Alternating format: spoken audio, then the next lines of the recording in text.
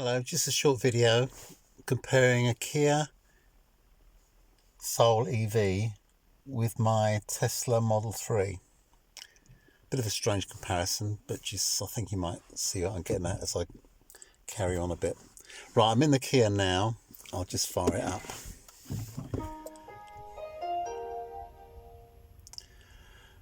Right, the Kia is much more sensible, really, than the Model 3. A bit lower on technology, but a bit of a friend. I'll show you what I mean. Little things like press the EV button and up comes a screen, and press energy information. It's got 81% charge and power consumption. Very detailed. At the moment it's using very little because I'm not going anywhere, but it's using 0.25 of a kilowatt power just to because the climate's not on. I should turn the climate on and you see the difference.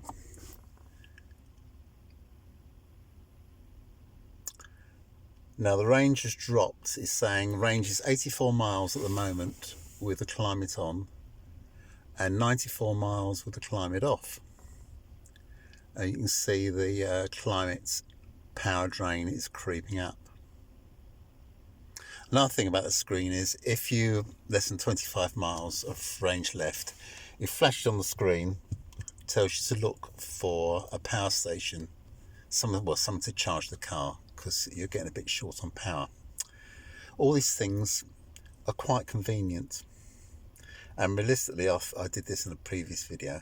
Things like putting the indicator out and it's out, put the indicator down and it's left. Easy peasy. I quite like it. Wipers on, wipers off. Very convenient. It's a friendly motor car. It's reasonably quick and reasonably economical and isn't massively affected by weather changes. So I find that quite good. You probably ought to hear the air conditioning getting wound up now because it heats the car up very quickly. In fact, I'll turn it down a bit because it's a bit noisy. So that's it really. Oh, I'll show it all round. Big thing about it is the visibility. Absolutely fantastic. Being a box, visibility is hard to beat, and the big mirrors, fantastic. Makes the car very amiable. Right, what else could I say? As I say, when you get short on mileage, the screen comes up. Look for some power quick. Even if you've got 25 miles left, it informs you to plug in as soon as you can. Oh, the other thing is let's go back to normal screen.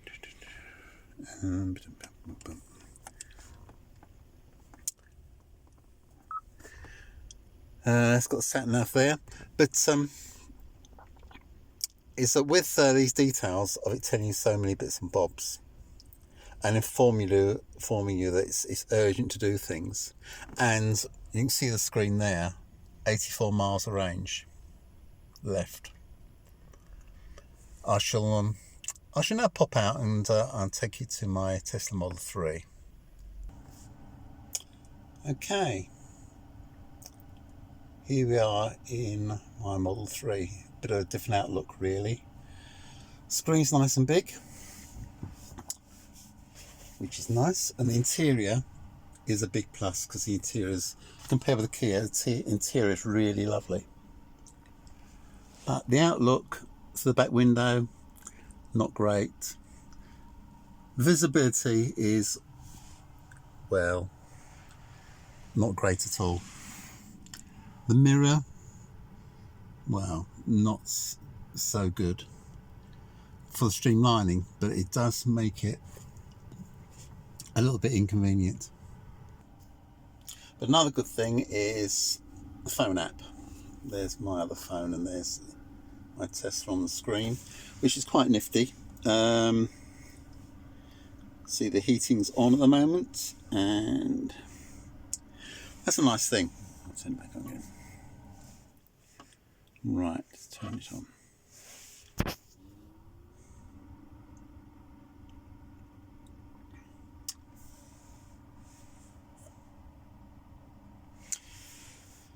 Yeah, it's quite handy. The screen's really nice and big. The thing that always a bit of a puzzle to me though is I was driving the other day and I was running short on power. It's Christmas Day.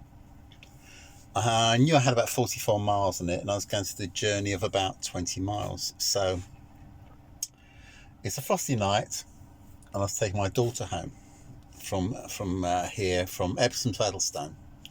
So the total journey is about 20 miles.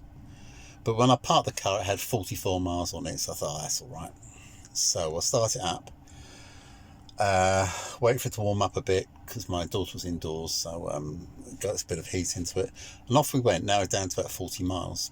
So I didn't rush it, because I knew I didn't have massive amounts to spare. So off I go to Addlestone.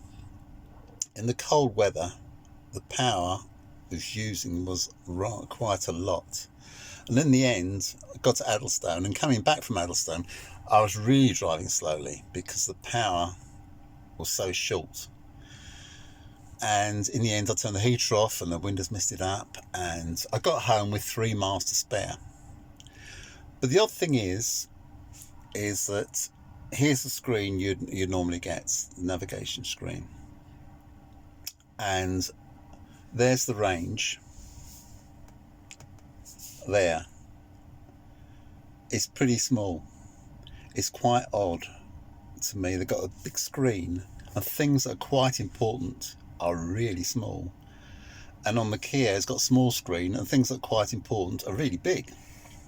So there's this I've never run it down so low before. So coming back, it's not till I got to only 10 miles left that warning came up saying find a charging station, and said they had a list of charging stations. So I pressed the list of charging stations, and comically, really, the nearest charging station was out of range.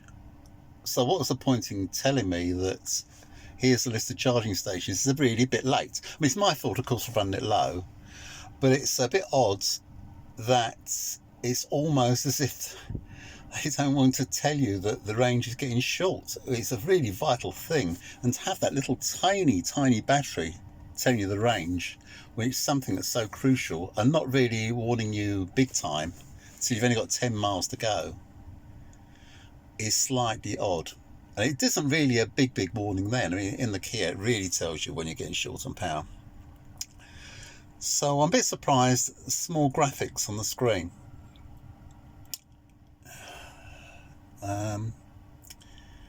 Yeah, so I think that'll do for now.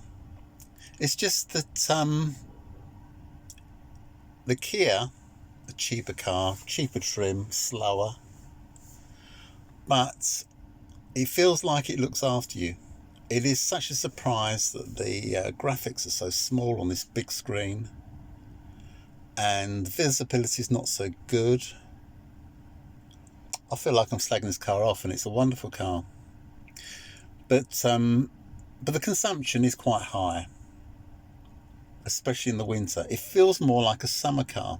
This lovely, I'll show the lovely roof. Beautiful roof. See the sky. But of course, on a frosty day, about 0 degrees centigrade, warming the car up, and you see a frost all over the top of the car. Of course, the frost is melting off the top of the car because of the glass roof, because all your heat is going out the roof. So it uses quite a lot of power just to keep it warm. So the consumption, as I say, I had about 40 miles to do a 20-mile journey and ended up with 3 miles left. And that's being really careful, because you use a chunk of power just warm the car up to start with, and a chunk of power just keeping it warm because the heat's escaping through the roof. And it was pretty close. I think probably the Kia is wasting less power. Maybe it's because the Kia's got a heat pump, which is more economical. And Tesla's use a different method. Oh, there's a name for it, but I can't remember it. But I'm sure the Tesla Model 3 is far happier in warmer climes where it came from. The Kia, very amiable car. It's a bit like your best mate. And the Tesla, even though it's a better drive, better trim, I don't know. There's so many little irritations. Little things like, there's a steering wheel.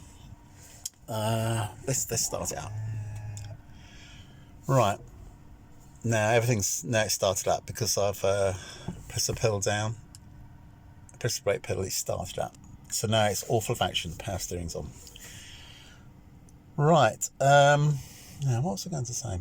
Because, and then you put your foot down, put it in reverse. Yet again, another graphic. Can you even see it? How small is that graphic for reverse on that big screen? I'll put it in drive. How small is that graphic for drive? Just those graphics there. Can you see them? I'm not sure if you can. So small.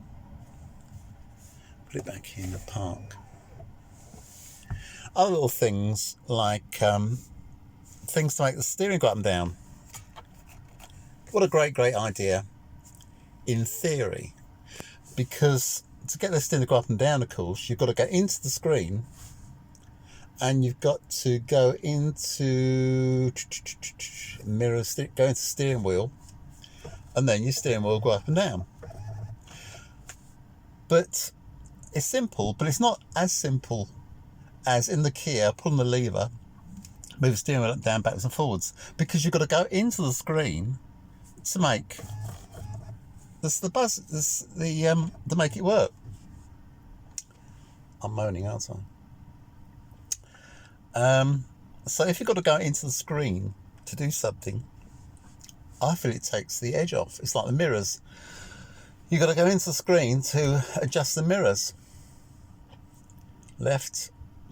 So that's the left mirror, right mirror, and then operate the mirrors. You can see it there. Probably can't see it, but the mirror is moving up. Oh, maybe you can. The mirror is moving up and down. But again, you're going into the screen to operate the mirrors. It's like you're doing two things to do one thing.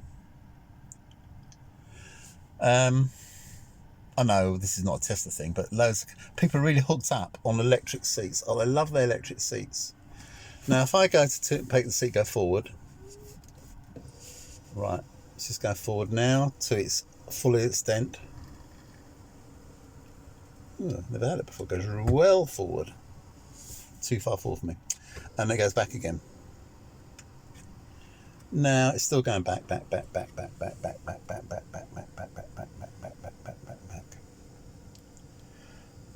Now, a lot of people, I didn't even put it all the way back. A lot of people say, can't do the electric seats. Oh, this car's got no electric seats. It's the end of the world. And now harping back is me sound like a Kia fan. The Kia, because it's a base old Kia, new Kia's coming out soon, has got manual seats. Pull out the lever, all the way forward, and all the way back in a blink of an eye. And you can see how long it takes for electric seats to move. I just can't understand why people are so fixated by electric seats. But this is just me, and maybe I'm a bit old. But there's certain things which I can't see are better. Just because it makes a nice buzzy noise, I can't see that it's better than just pull out a lever and the seat goes back in a second. But I might call that a day now, because if anyone's interested in this, if I get a decent number of people looking at my video, I know it's a bit amateurish, but I should do another one about charging, because I think there's something quite interesting about charging, which I haven't seen other people do. And I've got a home charger and a local polar charger, and a further away Tesla supercharger. And I haven't tried the Tesla supercharger since the car's been updated, because apparently it charges a lot faster now, but I haven't used it since the update. Oh, the updates, by the way, are fantastic. I mean, to change a car over the internet is remarkable. So I'm not going to moan anymore, because the car is beautiful and wonderful, and everyone should have one. If you've had another electric car before the Tesla, the edge may be taken off in a way, because an electric car over a fossil car is fantastic. I mean, you'd never go back to a fossil car. It's a completely different world. Smooth, quiet, cheap to run. It's unbelievable. But going from the Kia, which I've had a year longer than this car, the jump is not so big, because the Kia is smooth and quiet, not so quick. But it feels the same. It's still it's the same smoothness and quietness that you get in all electric cars. But if you go from a fossil car to any electric car, you'd be amazed. You'd be so pleased. The other thing is, even those cars using a shed load of power parts here, it's nice and warm, and that is quite nice. And you can make it nice and warm from indoors, which is really nice. So I shall leave it for now, and I can do better. This is a bit rubbishy, but I can do better video. But it's just my point of view, really. Technology for convenience that makes it less convenient. Perhaps it's my age, but we'll see. I'll talk to you later anyway. I'll come up with something a bit more coherent later on. See you later.